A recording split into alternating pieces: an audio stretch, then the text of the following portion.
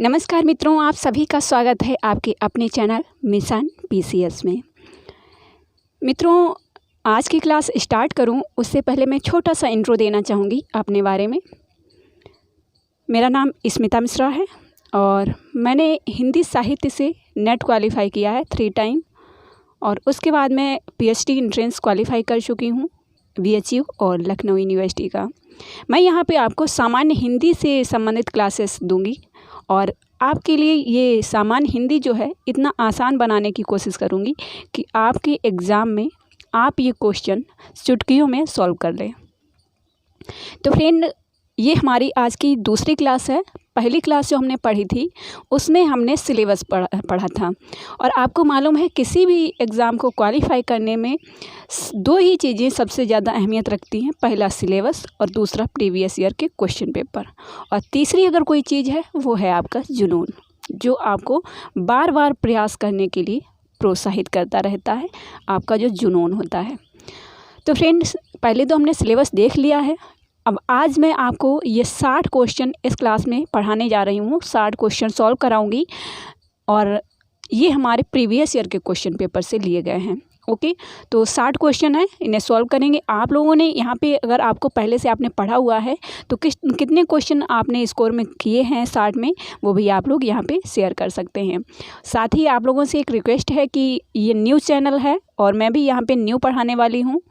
वैसे तो मैं पहले ही चैनल पे पढ़ा रही हूँ हिंदी साहित्य, लेकिन यहाँ पे मैं न्यू पढ़ा रही हूँ। तो आप लोगों से रिक्वेस्ट है कि इस क्लास को ज़्यादा से ज़्यादा शेयर करिए, अपने दोस्तों से कहिए कि चैनल को सब्सक्राइब करें और पढ़ाने का तरीका अगर मेरा अच्छा लगे तो एक लाइक कर दीजिएगा। ओके, और कमेंट बॉक्स में अपना फीडबैक दे दीजिएगा। तो चलते हैं, स्टार्ट करेंगे आज की क्लास। सामान्य हिंदी के प्रश्न है, आपके एग्ज़ाम में पूछे जा चुके हैं, इसलिए ये हमारे लिए बहुत ही महत्वपूर्ण है। तो सभी क्वेश्चन आप ध्यान से देखिएगा।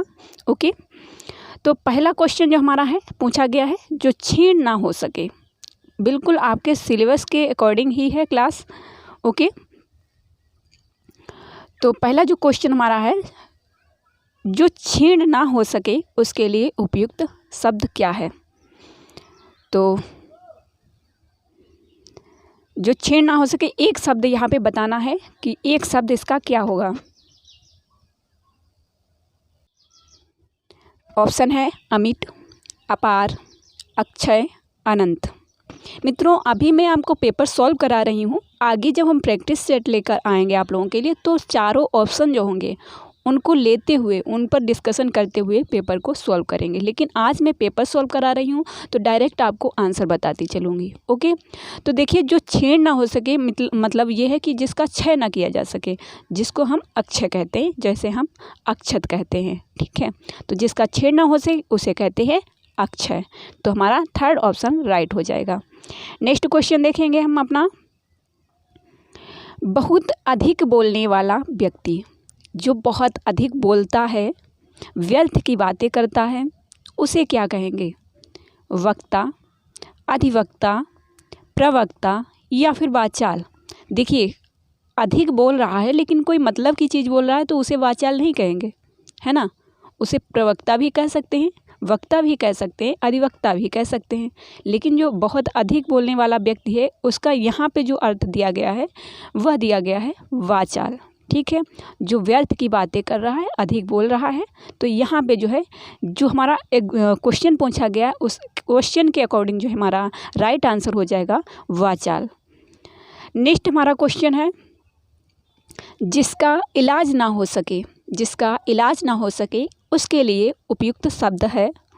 तो जिसका इलाज ना हो सके उसके लिए उपयुक्त शब्द कौन सा होगा। असाध्य, दुसाध्य, साधनहीन, श्रम साध्य। तो देखिए, यहाँ पे जिसका इलाज ना हो सके तो वहाँ पे साधनहीन की बात ही नहीं होगी, श्रम साध्य की भी बात नहीं होगी, दुख साध्य। तो देखिए, जिसका इलाज ना हो सके तो वहाँ पे दुख तो होगा ही लेकिन दुख साध्य नहीं होगा।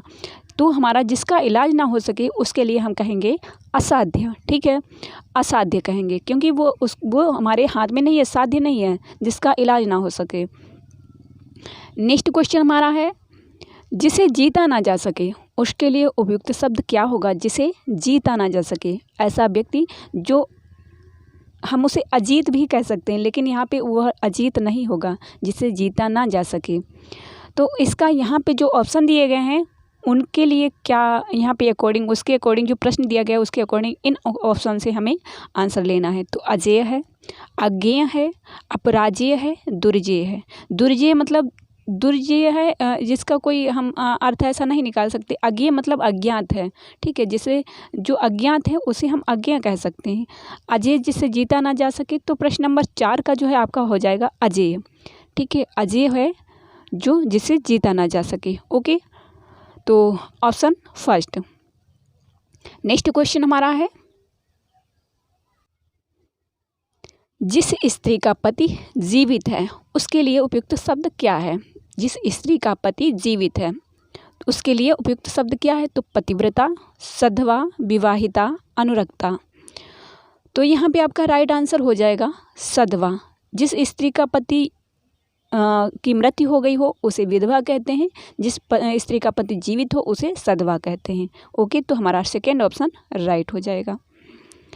नेक्स्ट क्वेश्चन हमारा है, जिसका जन्म छोटी जाति निचले वर्ण में हुआ हो उसके लिए एक शब्द बताना है। यहाँ पे उपयुक्त शब्द कौन सा होगा? जिसका जन्म छोटी जाति में हुआ हो, अंडाज, शूद्र, अंत्यज, अछूत। तो प्रश्न नंबर 6 जो है इसमें राइट आंसर क्या होगा आप लोग बता सकते हैं। तो देखिए, जिसका जन्म छोटी जाति में हो, तो इन ऑप्शन के अकॉर्डिंग यहाँ पे जो ऑप्शन दिए गए हैं इनके अकॉर्डिंग जो है हमारा होगा अंत्यज। ओके, जिसका जन्म छोटी जाति में हुआ हो उसे हम अंत्यज कहेंगे। नेक्स्ट क्वेश्चन हमारा है, जो सब कुछ जानता है के लिए उपयुक्त शब्द क्या होगा? जो सब कुछ जानता है, त्रिकालज्ञ, बहुज्ञ, ज्ञानी या फिर सर्वज्ञ। जो सब कुछ जानता है तो उसको सर्वज्ञाता कहते हैं हम, तो सर्वज्ञ कहेंगे। जो सब कुछ जानता है उसे हम सर्वज्ञ कहेंगे। जो ऑप्शन आपका 4 है। नेक्स्ट क्वेश्चन हमारा है, जिसके सिर पर चंद्र हो के लिए उपयुक्त शब्द है। जिसके सिर पर चंद्र हो उसके लिए उपयुक्त शब्द है, कौन सा होगा? चंद्रशिखर, चंद्रशेखर, चक्रधर, चंद्रग्रहण। तो जिसके सर पर चंद्र हो तो उसे क्या कहेंगे? चंद्रशिखर, शिखर से कोई संबंध ही नहीं। चक्रधर, चंद्रग्रहण, चंद्रग्रहण का भी कोई अर्थ नहीं होगा। तो यहाँ पे जो आपका राइट आंसर हो जाएगा चंद्रशेखर। जिसके सिर पर चंद्र हो उसे चंद्रशेखर कहेंगे। और चंद्र किसके सिर पर है आपको भी मालूम होगा। नेक्स्ट हमारा क्वेश्चन है, जिसके हृदय में ममता नहीं है के लिए उपयुक्त शब्द क्या है? मर्माहत, क्रूर, निर्मम, निर्दय। तो प्रश्न नंबर 9 जो है हमारा इसका राइट आंसर हो जाएगा निर्मम। जिसके हृदय में ममता न हो उसे हम निर्मम कहेंगे। नेक्स्ट क्वेश्चन हमारा है, तिलक लगाने में किस अन्न का प्रयोग उपयुक्त होता है? बहुत ही अच्छा प्रश्न है और आपके एग्ज़ाम में पूछा गया है। गेहूँ, अक्षत, जौ, उड़द। प्रश्न नंबर 10 इसका राइट आंसर आप लोग कमेंट बॉक्स में ज़रूर बताएंगे। ओके, तो अब मैं आपको राइट आंसर बता देती हूँ, अक्षत। नेक्स्ट क्वेश्चन हमारा है फ्रेंड, अब यहाँ पे अभी हम पढ़ रहे थे जो हमारा वाक्य का एक शब्द है उसको बताना था। अब हम यहाँ पे तत्सम और तद्भव शब्द पढ़ने जा रहे हैं। ठीक है, तत्सम और तद्भव शब्द क्या है मैं एक छोटे से शब्दों में आपको बता दूं। तो जो तद्भव है वो संस्कृत शब्द का बिगड़ा हुआ रूप है तद्भव, और तत्सम रूप है वो संस्कृत से निकला हुआ शब्द है, मीन्स संस्कृत का ही शब्द समझ लीजिए। और जो तद्भव है उसका विकृत रूप है तद्भव। ठीक है, तो तद्भव शब्द निर्दिष्ट कीजिए। तो आधा, कूप, विद्या, व्योम। तद्भव शब्द निर्दिष्ट करना है यहाँ पे हमें। तो यहाँ पे जो तद्भव है वो है आधा। ओके, कूप कुएं को कहते हैं। विद्या, विद्या भी यहाँ पे तत्सम रूप में लिखा है। व्योम भी आपका तत्सम रूप में लिखा है। नेक्स्ट है हमारा चूरन का तत्सम शब्द है। चूरन जो है तद्भव शब्द है, इसका तत्सम रूप बताना है। चौर, चूर्ण, चर्म, चक्षु। तो देखिए चक्षु किसे कहते हैं, चर्म किसे कहते हैं, तो ये तो अलग चीज़ें हो गई, लेकिन चूर्ण, चूरन को हम चूर्ण कहते हैं तत्सम रूप में। नेक्स्ट क्वेश्चन हमारा है, कौन सा तत्सम शब्द नहीं है? कौन सा तत्सम शब्द नहीं है? तो इंदु, दिनेश, मनोज, रात। तत्सम शब्द नहीं है, पूछा गया है तत्सम शब्द। तो आपको मालूम होगा कि रात को रात्रि कहते हैं तत्सम शब्द में, और रात एक तद्भव शब्द है। ओके, तो ये आपका 4 ऑप्शन राइट हो जाएगा। आई होप आपको क्लास पसंद आ रही होगी फ्रेंड, और आप लोग अपनी एडवाइस भी यहाँ पे दे सकते हैं फीडबैक में कि आपको किस टाइप की क्लासेस चाहिए।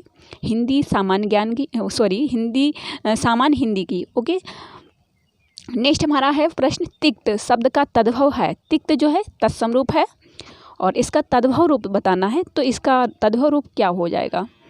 तीता, ससुर, तिक्ता, ससुर। तो तिक्त जो है इसे हम तीता कहेंगे।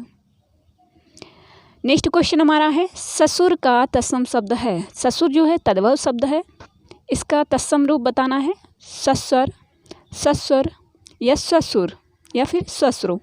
तो 15 नंबर जो क्वेश्चन है इसमें ससुर, जो ससुर है वह राइट होगा। ओके, जो सा सलजम वाला है इसे याद रखिएगा। नेक्स्ट क्वेश्चन हमारा है, तद्भव शब्द है। तद्भव, मानव, मनई, मनुष्य, मानव। तो प्रश्न नंबर 16 जो है इसका राइट आंसर आपका हो जाएगा मनई। नेक्स्ट क्वेश्चन हमारा है, तत्सम शब्द है। क्लिष्ट, कठोर, कठिन, मजबूत। तत्सम शब्द पूछा गया है, तो यहाँ पे हो जाएगा कठिन। नेक्स्ट क्वेश्चन है हमारा, ढीठ शब्द का तत्सम है। ढीठ शब्द का तत्सम क्या होगा?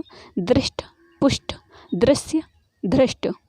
तो 18 नंबर का हो जाएगा धृष्ट। धृष्ट जो है उसे हम ढीठ कहते हैं। जैसे कोई बच्चा है उसे कहा जाता है कितना ढीठ है, जब वो अपना जो है हट करता है तो ढीठ कहा जाता है। उसी को हम जो तत्सम शब्द जो उसका शुद्ध रूप है उसे हम धृष्ट कहेंगे।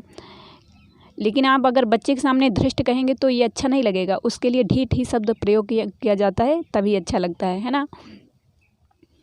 तो नेक्स्ट हमारा है, तत्सम शब्द का चयन कीजिए। तत्सम शब्द का चयन करना है। शेर, बवरशेर, व्याघ्र, बाघ। तो तत्सम शब्द का चयन करना है। 19 नंबर प्रश्न, व्याघ्र। नेक्स्ट क्वेश्चन हमारा है, माँ शब्द का तत्सम है। माँ, माँ शब्द का तत्सम है माता, मातृका, मातृ, अम्मा। तो 20 नंबर प्रश्न का हो जाएगा, माँ का, माँ जो है माता का मातृ होगा, लेकिन माँ का जो है माता शब्द होगा। ठीक है, तत्सम रूप। अब यहाँ पे विशेषण पढ़ना है। अभी हमने यहाँ पे तत्सम रूप देखे, अब हम यहाँ पे विशेषण रूप देखना है। नीली साड़ी में कौन सा विशेषण है? साड़ी जो है नीली है। ठीक है, क्या बता रहा है? 21 नंबर प्रश्न में जो साड़ी है उसका गुण बता रहा है कि नीली है, में कौन सा विशेषण है? तो क्या होगा? संख्यावाचक होगा, परिमाणवाचक होगा, गुणवाचक होगा, या फिर सार्वनामिक होगा। देखिए, अगर कहा जाता कि साड़ियाँ 4 हैं तो क्या होता? तो उनका जो है संख्या बताई जाती, और संख्या जो साड़ी है उनका परिमाण तो हो ही नहीं सकता, उनको गिना जा सकता है ना। तो यहाँ पे नीली साड़ी है, साड़ी का गुण बताया जा रहा है, तो ये गुणवाचक हो जाएगा। ओके, नेक्स्ट हमारा प्रश्न है, विशेषण। विशेषण शब्द का चयन कीजिए। यहाँ पे जो शब्द दिए गए हैं उनमें विशेषण क्या है? सरपंच, पांचवा, प्रपंच, या फिर पहुँच। 22 नंबर प्रश्न, पांचवा। पांचवा जो है एक क्या है? विशेषण है। ठीक है, संख्या आ रही ना इसमें, तो पांचवा संख्या आ रही है, तो ये एक क्या है? विशेषण है, पांचवा। नेक्स्ट क्वेश्चन देखेंगे फ्रेंड, ऋषि संज्ञा शब्द से विशेषण शब्द क्या बनेगा? ऋषि जो है उसका संज्ञा शब्द से, ऋषि एक संज्ञा शब्द से विशेषण शब्द क्या बनेगा? आर्ष, ऋषकल्प, ऋषतुल्य, ऋषवत। तो यहाँ पे आपका राइट आंसर हो जाएगा आर्ष। ओके फ्रेंड, मैं आपको बता दूं, जब हम डायरेक्ट इनकी जो ओनली एक एक टॉपिक का क्लास लेंगे तो उनमें हम आपको डायरेक्ट बताएंगे कि ये चीज़ें हम कैसे सीखें और कैसे इनको समझें। ओके, नेक्स्ट हमारा क्वेश्चन है फ्रेंड, व्याकरण की दृष्टि से कौन सा शब्द विशेषण नहीं है?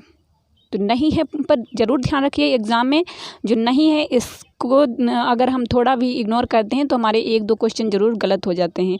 तो नहीं पर ज़रूर ध्यान रखिएगा आप लोग। ओके, भयभीत, निर्भीक, भीरू, भय।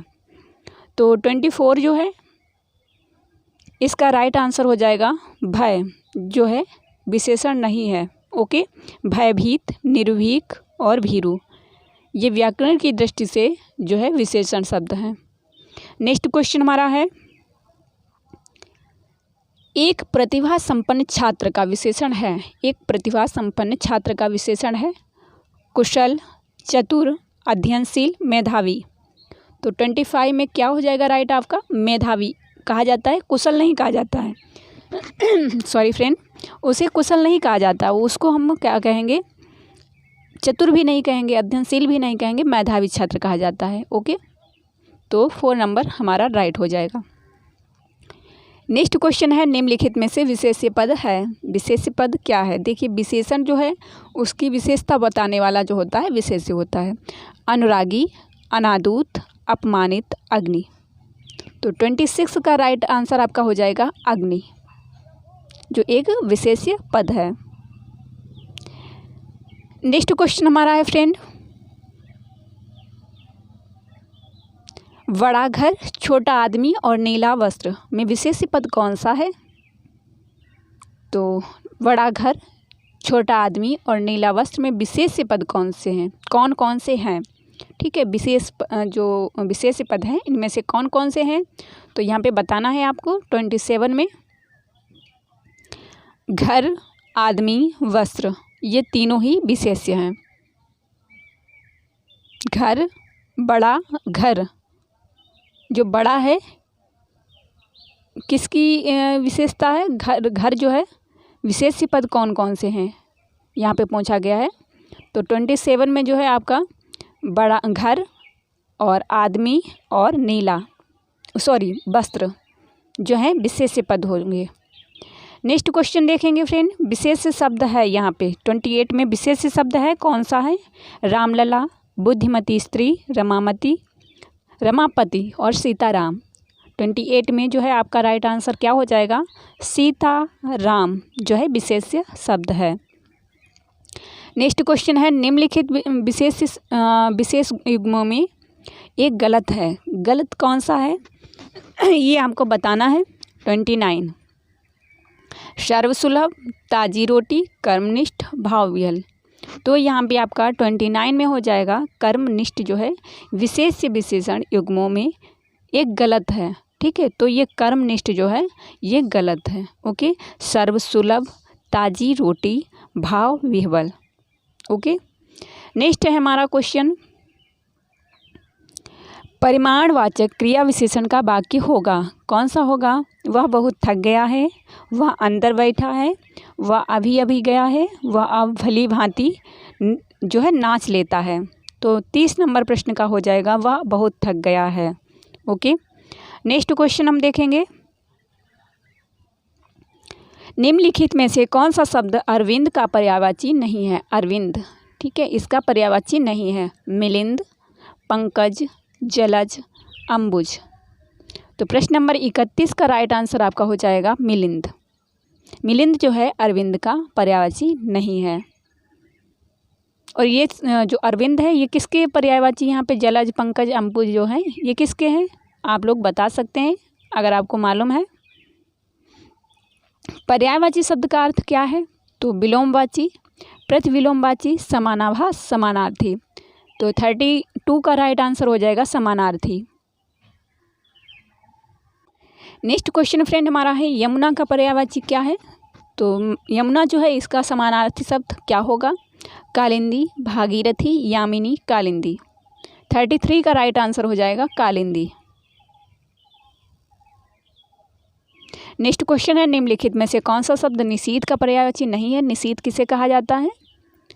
तो यहाँ पे नहीं है पूछा गया है। रात्रि, रजनी, तम या फिर निशा। 34 का राइट हो जाएगा तम। तम अंधेरे को कहा जाता है, जबकि निशीथ जो है रात्रि को कहा जाता है। तो ये सभी इसके पर्यायवाची हैं। नेक्स्ट क्वेश्चन देखेंगे फ्रेंड, नेक्स्ट प्रश्न है हमारा, सूर्य का पर्यायवाची है, सूर्य का पर्यायवाची क्या है? तो भास्कर, मार्तंड, प्रकाश या फिर तेज। तो सूर्य का पर्यायवाची क्या होगा 35 में? तो यहाँ पे आपका हो जाएगा मार्तंड। मार्तंड किसे कहा जाता है? सूर्य को कहा जाता है। नेक्स्ट क्वेश्चन है हमारा, क्रोध शब्द का पर्यायवाची नहीं है। तो क्रोध जो है इसका इस शब्द का पर्यायवाची नहीं है संताप, अमर्ष, वैमनस्य और भीति। तो 36 का राइट आंसर आपका क्या हो जाएगा? अमर्ष। अमर्ष जो है इसका पर्यायवाची नहीं है। नेक्स्ट क्वेश्चन फ्रेंड हमारा है, बिजली शब्द का पर्यायवाची नहीं है। बिजली जो है इसका जो है पर्यायवाची शब्द नहीं है। कौन सा नहीं है? वितुंडा, दामिनी, चंचला, ताड़ित।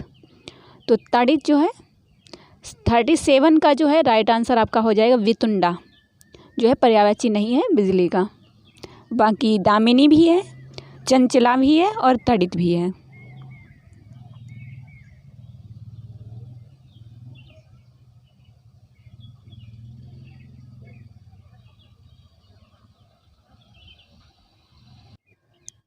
नेक्स्ट क्वेश्चन हमारा फ्रेंड है, प्राची का पर्यायवाची शब्द है। प्राची जो है इसका पर्यायवाची शब्द क्या है 38 का? प्राचीन, प्रकृत, पूर्व या फिर प्रज्ञा। तो 38 का राइट आंसर क्या हो जाएगा आपका? इसका राइट आंसर हो जाएगा पूर्व। देखिए प्राचीन, प्राकृत और प्रज्ञा, ये प्राची का पर्यायवाची मैं यहाँ पे आपको प्राची का पर्यायवाची शब्द है पूछा गया है। तो यहाँ पे प्राचीन और प्रकृत और प्रज्ञा ये नहीं है, पूर्व जो है प्राची का पर्यायवाची शब्द है। ओके। नेक्स्ट क्वेश्चन हमारा है, तरंग शब्द का पर्यायवाची है। तरंग जो है इसका पर्यायवाची शब्द क्या है? पुष्कर, कूल, जलधि, उर्मी। तो 39 जो है इसका राइट आंसर आपका हो जाएगा उर्मी, जो है तरंग शब्द का पर्यायवाची है। नेक्स्ट है क्वेश्चन आपका, जंगल शब्द का पर्यायवाची है प्रमोद, विश्रांति, कांतार और दिव। तो प्रश्न नंबर 40 जो है इसका राइट आंसर आपका हो जाएगा कांतार। कांतार जो है जंगल शब्द का पर्यायवाची है। नेक्स्ट क्वेश्चन है, उपकार शब्द का विलोम है। तो उपकार शब्द का विलोम क्या हो जाएगा? अब यहाँ पे हम अभी पढ़ रहे थे जो पर्यायवाची शब्द देखें, इसके बाद में अब हम विलोम शब्द देखने जा रहे हैं। तो उपकार का जो है क्या होगा? विकार, अनुपकार या फिर अपकार या फिर तिरस्कार। तो उपकार का हो जाएगा अपकार। नेक्स्ट क्वेश्चन है, तिमिर शब्द का विलोम क्या है? तो तिमिर जो है इसका विलोम शब्द क्या होगा? आलोक, किरण, रंगीन, रंगहीन। तो तिमिर जो है इसका राइट आंसर हो जाएगा विलोम आलोक, क्योंकि तिमिर अंधेरे को कहा जाता है, आलोक प्रकाश को कहा जाता है। नेक्स्ट है, प्रत्यक्ष शब्द का विलोम होगा। जो प्रत्यक्ष है इसका जो है विलोम शब्द क्या होगा? जो सामने प्रत्यक्ष मतलब तो अपरोक्ष, परोक्ष और सुंदर और प्रत्यय। तो 43 जो है इसका राइट आंसर हो जाएगा परोक्ष। प्रत्यक्ष का हो जाएगा परोक्ष। नेक्स्ट हमारा क्वेश्चन है, सामान्य शब्द का विलोम है। सामान्य, श्रेष्ठ, सर्वज्ञ, साधारण या फिर विशिष्ट। 44 तो यहाँ पे हो जाएगा सामान्य का हो जाएगा विशिष्ट। कोई सामान्य व्यक्ति है और कोई विशिष्ट व्यक्ति है। नेक्स्ट है हमारा, अमर शब्द का विलोम क्या है? अमर तो मृतक, मृत्यु, मरण, मर्त्य। तो 45 में आपका राइट आंसर हो जाएगा यहाँ पे अमर शब्द का 45 में मर्त्य। ओके, ना कि मृत्यु। मृत्यु पे टिक मत कर दीजिएगा, मर्त्य होगा। नेक्स्ट हमारा क्वेश्चन है 46, उत्कर्ष शब्द का विलोम है। तो उत्कर्ष का आकर्ष, अनुत्कर्ष, अपकर्ष, आकर्ष। तो 46 का राइट आंसर आपका हो जाएगा अपकर्ष। उत्कर्ष का अपकर्ष हो जाएगा, आपको ये ध्यान रखना होगा। आविर्भाव शब्द का विलोम क्या होगा? आविर्भाव इसका क्या होगा? अनाविर्भाव, विभाव, आविर्भाव या फिर तिरोभाव। तो 47 में जो है आपका हो जाएगा तिरोभाव। आविर्भाव का तिरोभाव हो जाएगा। नेक्स्ट है शब्द हमारा, उक्त शब्द का विलोम है। उक्त शब्द का विलोम क्या होगा? अनुक्त, उपयुक्त, अनुपयुक्त या फिर उपर्युक्त। 48 में राइट आंसर हो जाएगा अनुक्त। नेक्स्ट क्वेश्चन हमारा है, निर्दय शब्द का विलोम है। निर्दय, निर्दय का श्रेय या फिर सहृदय या फिर सहृदय या फिर सभय। तो निर्दय शब्द का विलोम आपका हो जाएगा सहृदय, सॉरी सदय हो जाएगा, निर्दय का सदय हो जाएगा। ठीक है, नेक्स्ट क्वेश्चन देखेंगे हम अपना। उन्मीलन शब्द का विलोम होगा। बहुत बार ये क्वेश्चन पूछे जा चुके हैं। आप अक्सर देखेंगे कि आपको जो प्रीवियस ईयर के क्वेश्चन पेपर उठा के देखेंगे तो विलोम शब्दों में अक्सर यही क्वेश्चन पूछे जाते हैं। उन्मीलन शब्द का विलोम क्या होगा? अनुमीलन, निमीलन, अवमिलन या फिर मिलन। तो यहाँ पे आपका राइट आंसर क्या होगा? उन्मीलन का राइट आंसर हो जाएगा आपका निमीलन। ठीक है, निमीलन। ओके, और शुद्ध वाक्य में भी पूछने को आ जाता है, तो आप इसी तरीके से शब्दों को पढ़िए। और शुद्ध शब्द को पढ़ने के लिए, समझने के लिए आप अधिक से अधिक न्यूज़पेपर पढ़ें, क्योंकि वहाँ पे आपको शुद्ध शब्द मिलते हैं। कौन सा वाक्य शुद्ध है? अब यहाँ पे हमने विलोम के बाद में आप देख रहे होंगे, जो हमने सिलेबस देखा था, आपने नहीं देखा है तो उसे एक बार देख लीजिएगा कि ज़्यादा बड़ी क्लास नहीं है, सिर्फ 6 मिनट की क्लास है, ज़्यादा समय नहीं लगेगा आपका उसको देखने में। तो आप देख लीजिए कि उसमें सिलेबस में क्या बताया गया है, और वही चीज़ें मैंने यहाँ पे आपको दिखाई है, प्रीवियस ईयर के पेपर में पूछी गई हैं। कौन सा वाक्य शुद्ध है? शुद्ध वाक्य को पहचानने के लिए हमें कैसे पढ़ना है, ये भी हम अपनी जो क्लासेस आएंगी उनमें पढ़ेंगे। सुरेश को एक पाती लिखना है। सुरेश ने एक पाती लिखनी है। सुरेश के लिए एक पत्र लिखनी है। सुरेश के लिए पत्र लिखना है। कौन सा वाक्य शुद्ध है? सुरेश को एक पाती लिखना, सुरेश को एक पाती लिखना है, गलत है। सुरेश ने एक पाती लिखनी है, ये भी गलत है। सुरेश के लिए एक पत्र लिखनी है, ये भी गलत हो जाएगा, क्योंकि लिखना होगा, पत्र जो है लिखना, ये पुल्लिंग में आएगा ना कि स्त्रीलिंग में। ठीक है, तो यहाँ पे आपका राइट आंसर हो जाएगा सुरेश के लिए पत्र लिखना है। 4, 51 नंबर क्वेश्चन का 4 ऑप्शन राइट हो जाएगा। नेक्स्ट हमारा क्वेश्चन है फ्रेंड, कौन सा वाक्य शुद्ध है? यह आँखों से देखी घटना है। यह आँखों देखी घटना है। यह आँखों द्वारा देखी गई घटना है। यह आँखों द्वारा देखी सुनी घटना है। तो देखिए, यह आँखों से देखी घटना है, आँखों से देखी, और यह आँखों देखी घटना है। तो अक्सर हम वाक्य में प्रयोग करते हैं यह आँखों देखी घटना है। तो यहाँ पे और जो ऑप्शन दिए गए हैं इनको आप कट कर दीजिए, क्योंकि हमारा सेकेंड ऑप्शन ही हमारा राइट आंसर है। नेक्स्ट क्वेश्चन हमारा है फ्रेंड, कौन सा वाक्य शुद्ध है? आइंस्टीन के पास विलक्षण बुद्धि थी। आइंस्टीन के पास विचित्र बुद्धि थी। आइंस्टीन के पास अलौकिक बुद्धि थी। आइंस्टीन के पास दैवी बुद्धि थी। तो किसी जो है व्यक्ति की बुद्धि के बारे में बताने के लिए हमें किस शब्द का प्रयोग करना चाहिए, यहाँ पे ये हमसे पूछा गया है। तो देखिए, जब हम कोई ऐसी बात करते हैं, हम कहते हैं कि विलक्षण है, ठीक है, उसकी विलक्षण बुद्धि है। तो आइंस्टीन के पास एक विलक्षण, एक नहीं लगेगा, आइंस्टीन के पास विलक्षण बुद्धि थी। यही हमारा राइट आंसर हो जाएगा, ना कि विचित्र, ना अलौकिक, ना ही दैवीय। ठीक है, ये गलत है, और आपको हमेशा याद रखना है ये चीज़ें। ओके, क्योंकि आपके एग्ज़ाम में ये पूछी भी जा सकती हैं। नेक्स्ट हमारा क्वेश्चन है फ्रेंड, कौन सा वाक्य शुद्ध है? शरतकालीन दिनों में चंद्रमा की शोभा देखने योग्य होती है। शरतकाल के दिनों में चंद्रमा की शोभा देखने योग्य होती है। शरतकाल में चंद्रमा की शोभा देखने योग्य होती है। शरतकाल के दिनों में चंद्रमा की शोभा देखने योग्य होती है। तो यहाँ पे आपका राइट आंसर क्या हो जाएगा? इसको आप बहुत ही सीरियस तरीके से पढ़ना। ठीक है, शरतकालीन ये गलत हो जाएगा। शरदकाल के दिनों में चंद्रमा की शोभा देखने योग्य होती है, यहाँ पे भी ये गलत हो जाएगा। शरदकाल में चंद्रमा की शोभा देखने योग्य होती है, यही हमारा राइट आंसर हो जाएगा, और बाकी गलत हो जाएंगे। नेक्स्ट क्वेश्चन हम देखेंगे, शुद्ध वाक्य देखना है, कौन सा वाक्य शुद्ध है? दही खट्टी है, दही खट्टा है, दही खटास है, दही खटाई है। तो देखिए, ये तो दोनों कट ही हो गए, क्योंकि ना ही दही खटास होगा, ना ही दही खटाई होगा। अब यहाँ पे हमें क्या करना है? फाइट करनी है कि इसी से हमें राइट आंसर ढूंढना है। दो में दही खट्टा है या फिर दही खट्टी है? तो दही खट्टी नहीं है, दही खट्टा है। दही आपका पुल्लिंग में आता है। ओके फ्रेंड, तो दही खट्टा, दही पुल्लिंग में आता है, आपको याद रखना है। ओके, क्योंकि ये भी डायरेक्ट आपसे पूछा जाता है ना। तो अब हम नेक्स्ट क्वेश्चन देखेंगे, शुद्ध वर्तनी वाला शब्द है, जो शुद्ध वर्तनी देखनी है, बिरहिणी, बिरहिणी, विरहणी, विरहिणी, समुज्ज्वल। तो 56 नंबर क्वेश्चन जो है हमारा, इसमें आपका हो जाएगा विरहिणी। ओके, ये आपका राइट हो जाएगा, शुद्ध शब्द है ये। नेक्स्ट हमारा है अशुद्ध वर्तनी वाला शब्द है पारलौकिक, निश्चिष्ट, दुर्दर्श, आशीर्वाद। तो 57 नंबर क्वेश्चन जो है इसमें आपका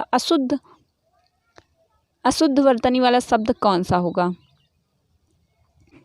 यहाँ पे फ्रेंड आपका जो है अशुद्ध वर्तनी वाला शब्द कौन सा है पूछा गया है, पारलौकिक, निश्चिष्ट, दुर्दर्श, आशीर्वाद। तो देखिए ये तीनों वाक्य आपके शुद्ध हैं, लेकिन निश्चिष्ट आपका गलत है, अशुद्ध वर्तनी वाला पूछा गया है। नेक्स्ट है हमारा प्रश्न, अशुद्ध वर्तनी वाला शब्द पूछा गया है, ये हमने देख लिया है। ये सेम क्वेश्चन यहाँ पे रख दिए गए हैं फ्रेंड, तो इसे हम कट कर देते हैं। नेक्स्ट हम क्वेश्चन अपना देखेंगे। देखिए सेम क्वेश्चन ही है यहाँ पे, ओके, तो इसे हम कट कर देंगे। नेक्स्ट हमारा क्वेश्चन जो है शुद्ध वर्तनी वाला शब्द है धोबिन, धोबिनी, धोबिनी, धोबिन, धोबिन। तो यहाँ पे आपका राइट आंसर जो होगा धोबिन, ठीक है, धोबिन जो है आपका राइट होगा।